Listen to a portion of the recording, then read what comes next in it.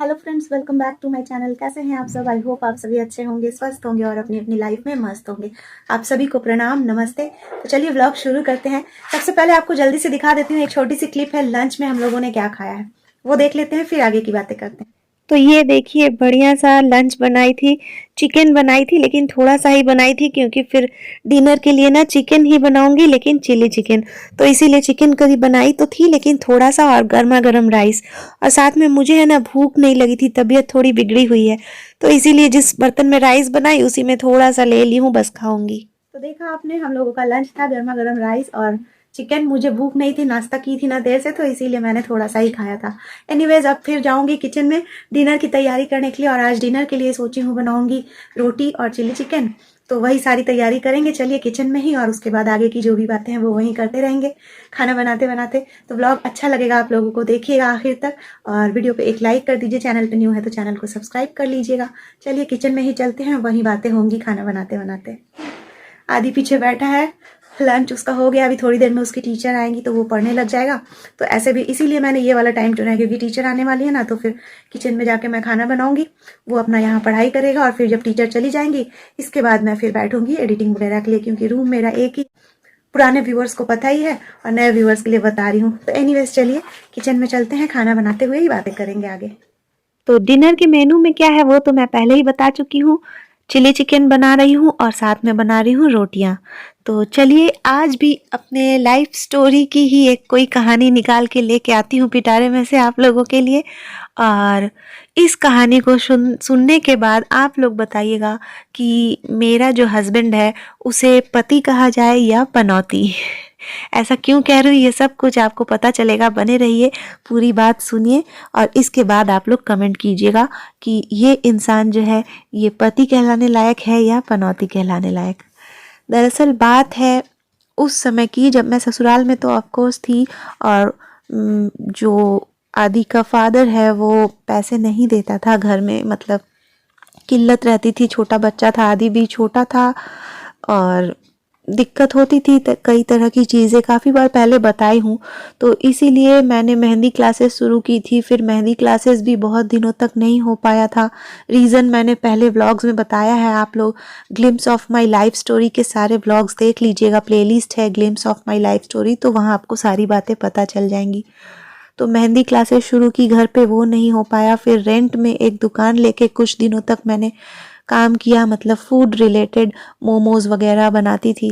तो फिर रेंट हर महीने देना पड़ता था, तो वो एक एक्स्ट्रा बर्डन होता था। फिर धीरे धीरे मैंने वहाँ दुकान पे रहते रहते पता किया कि उस दुकान के थोड़े आगे में एक छोटा सा प्लॉट खाली है दुकान बनने लायक। तो फिर मैंने डिसाइड किया कि उसको मैं ख़रीदूँगी।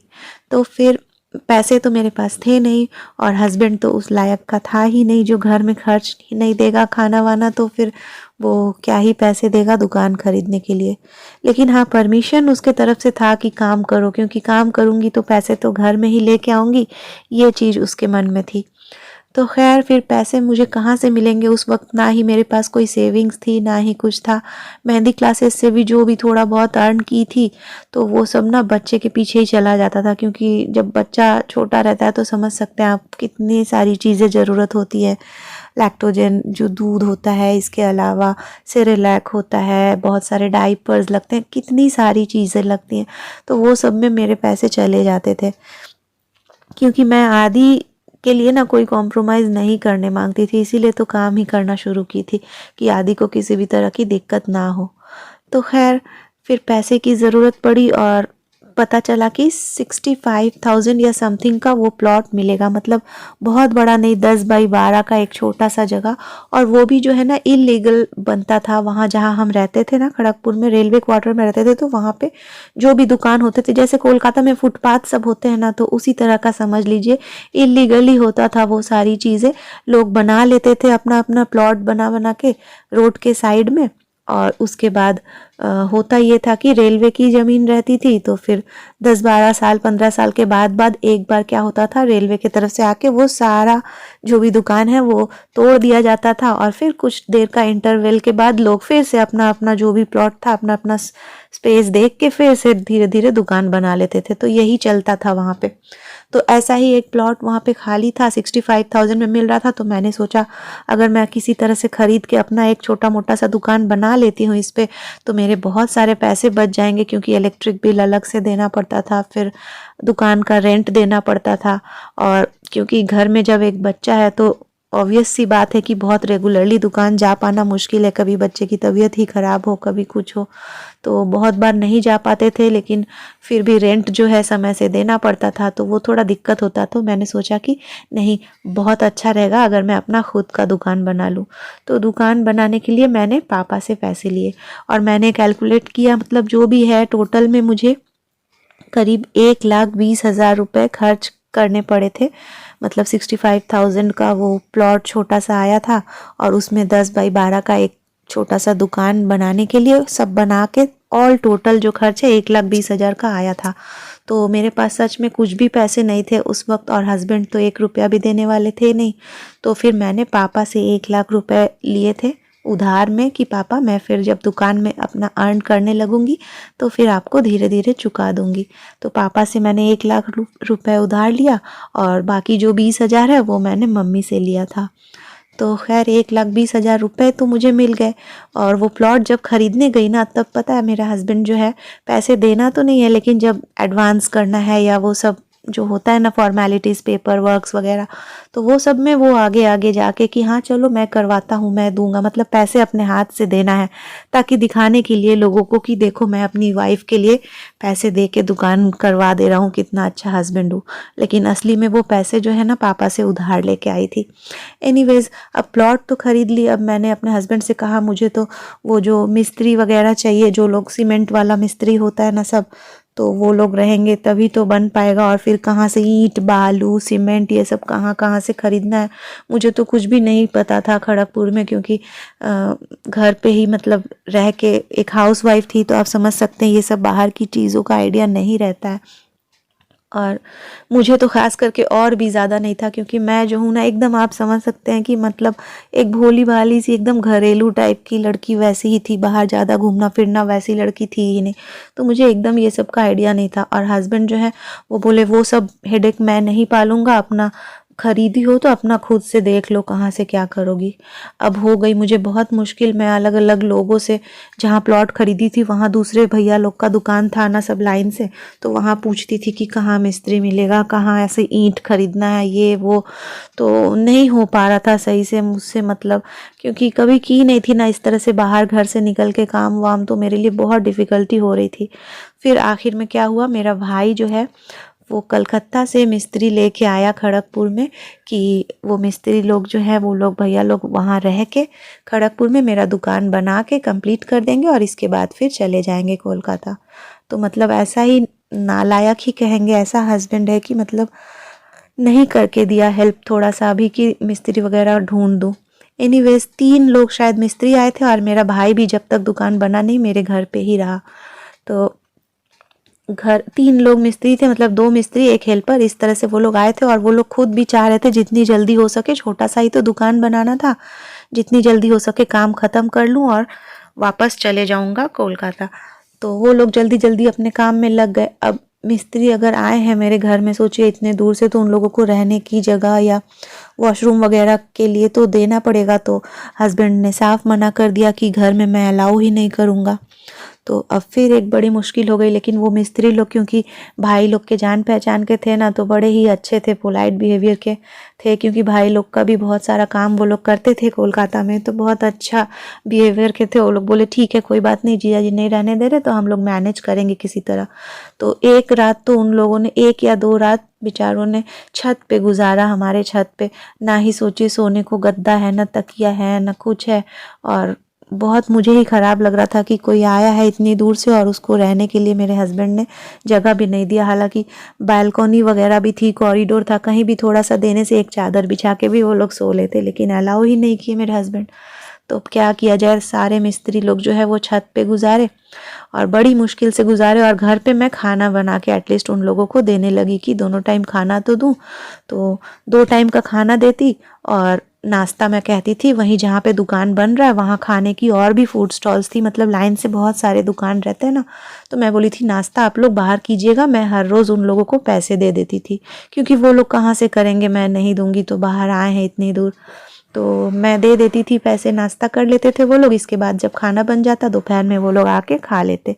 इस तरह से होता। और साथ में भाई ना पूरा सुबह से चले जाता था जहाँ दुकान बन रहा है, क्योंकि मैं नहीं जा पाती थी, आदि भी घर पे था, फिर खाना वाना पकाना, तो मैं उतना नहीं जा पाती थी। भाई जाके कड़ी धूप में खड़े होके मिस्त्री लोग से दुकान बनवाते रहता था, पता है। और हस्बैंड को कोई फ़र्क ही नहीं है कि इतनी दूर से मिस्त्री लोग आए हैं, मेरा भाई भी आया हुआ है, कि जाके थोड़ा मैं भी 2 मिनट खड़ा हो जाऊं।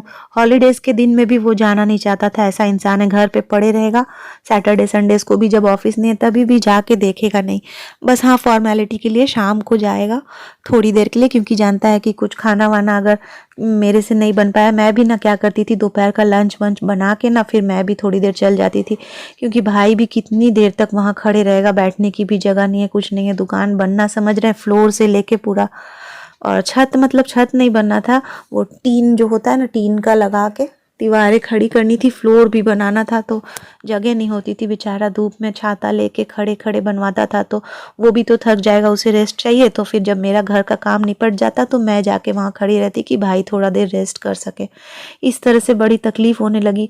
अब पता है 3-4 दिन ही बीते हैं कि अब हस्बैंड कहने लगे दोनों टाइम खाना बन रहा है, 4 लोगों का एक्स्ट्रा हो गया, 3 मिस्त्री एक तुम्हारा भाई, तो 4 लोगों का खाना एक्स्ट्रा बन रहा है, चावल की खपत ज़्यादा हो रही है, सब्जियां जल्दी जल्दी लानी पड़ रही है, मैं इतना खर्च नहीं कर सकूँगा।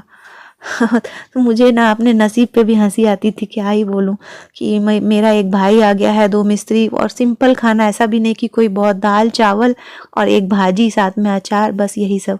तो इसमें भी उसको बर्डन लगने लगा। तो मैंने कहा कि ठीक है, जब तक दुकान बन रहा है तब तक का पूरा राशन आप मेरे पैसे से ही ले आइए।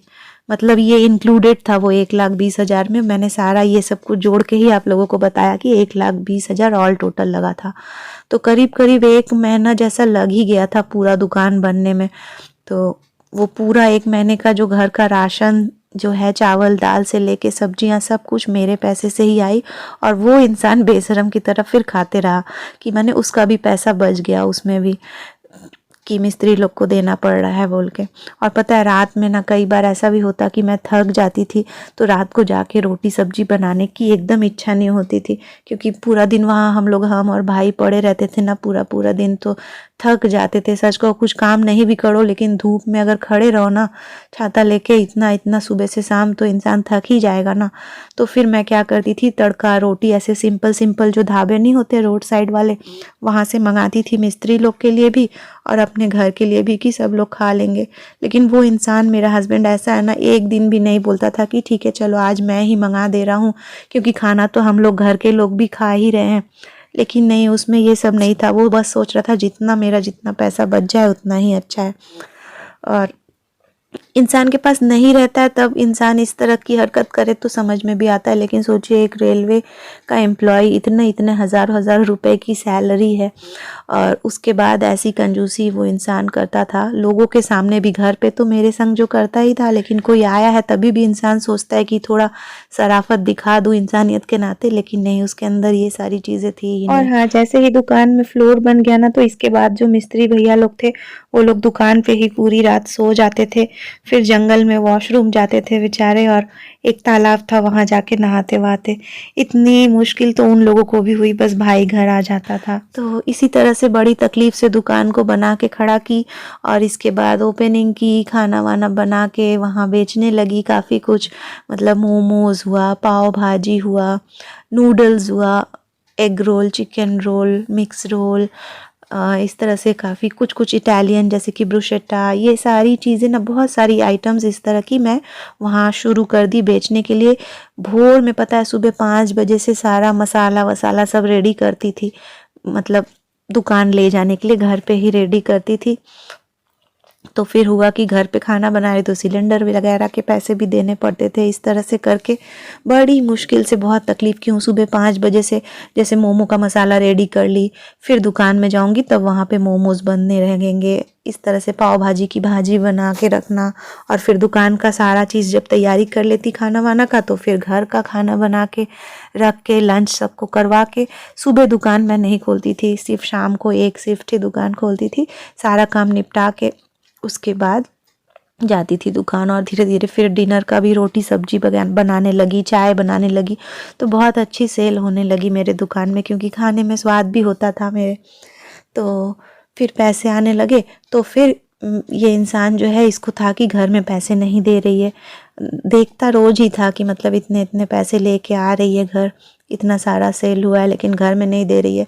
लेकिन मेरा पहले था कि मैंने जो पापा से पैसे लिए ना, वो मैं जोड़ जोड़ के पहले पापा को दे दूंगी। तो फिर जैसे भी करके जब जितना बन पड़ा, धीरे धीरे 10,000, 5,000, 15,000 ऐसे कर करके मैंने पापा के 1 लाख रुपए चुका दिए, पूरे के पूरे।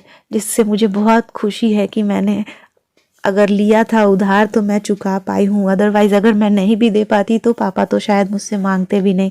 लेकिन फिर भी मुझे खुशी है कि अपने सेल्फ रिस्पेक्ट को मैंने मतलब रखा, और अपने हार्ड वर्क से पैसे अर्न करके वापस कर पाई थी पापा को। और पापा के पैसे देने के बाद भी दुकान तो अपना था ही, और अच्छा चलने भी लगा था। तो खैर धीरे धीरे घर में नहीं देने से ना झगड़ा झमेला होता था, तो फिर धीरे धीरे छोटी छोटी चीज़ें करने ही लग गई थी। जैसे मेरा मोबाइल का रिचार्ज कर लेती थी, फिर घर में केबल टीवी का पैसा देना, उस इंसान को पेट्रोल भरवा के देना, क्योंकि वो मुझे दुकान में कभी कभी छोड़ देता था मेरा झोला वोला लेके। तो कहता कि घर से दुकान तक छोड़ रहा हूँ, पेट्रोल खर्च हो रहा है। जबकि ट्रैवलिंग अलाउंस मिलता है, मतलब ये सब जो पेट्रोल वगैरह, समझिए रेलवे में ना बहुत फैसिलिटी होती है, मेडिसिन फ्री है, दवा डॉक्टर सब कुछ फ्री है, हॉस्पिटल फ्री है, रेल की टिकट्स फ्री है, पास रहती है, पेट्रोल मिलता है, ट्रैवलिंग अलाउंस मिलता है, उन लोगों को बहुत सारी फैसिलिटी होती है। लेकिन फिर भी वो मेरे से लेता ही था। ऐसा ही घटिया एक तो इंसान था, कहाँ से जो मिल गया था ना नसीब में, क्या ही बताऊँगी। तो यही थी दुकान की कहानी, जो है बहुत मुश्किल से काम कर कर के और किसी तरह से दुकान को खड़ा की थी।